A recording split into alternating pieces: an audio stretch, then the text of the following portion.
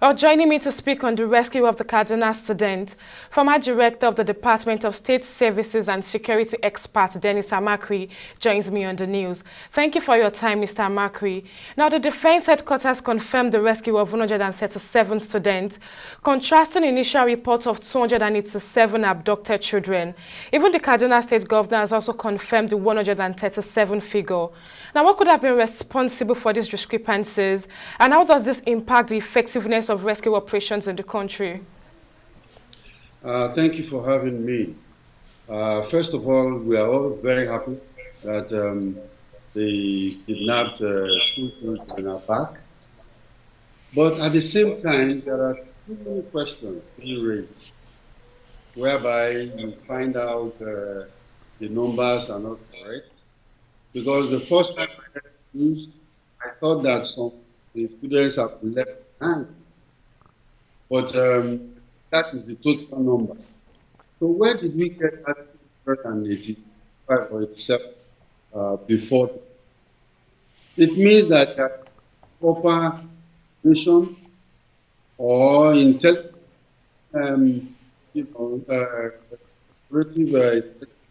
together. Because how can we say if there are 280 something students that were lost, and then now we have 137 returned back, and of course later we even discovered that it's 138 because one of their teachers was killed. So these discrepancies are not very good. They are not very good at all. And then of course the second one is the case of terminology. Were they released or they were rescued? If they were rescued by the military, then at least we should be able to hear what actually happened. Or if they don't want to tell us the operational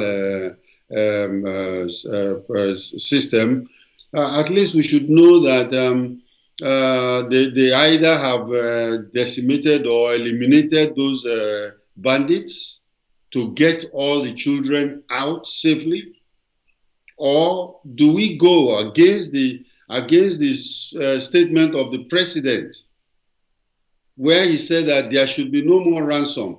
Do we go back again and pay ransom to release these kids again? And if it is the latter, then I think we are in real serious trouble, because this will not be the end of this particular problem. We keep on paying ransom, and then at the end of the day, they use it to buy more arms and ammunition, and then of course pay back to their financiers, and then come back to another school. Because look at the school that we are talking about. We still don't have the Safe School Initiative. How can this open space not be a sitting duck for the children? So these are questions that are being raised, and I think we should be able to answer them. Well, the abduction of school children has become alarmingly frequent in Nigeria, with insurgents profiting from ransom payment. Now, what measures do you think the government and security forces can take to effectively deter and respond to such kidnappings? Well, the president have already given the direction, and that is that there should be no ransom payment.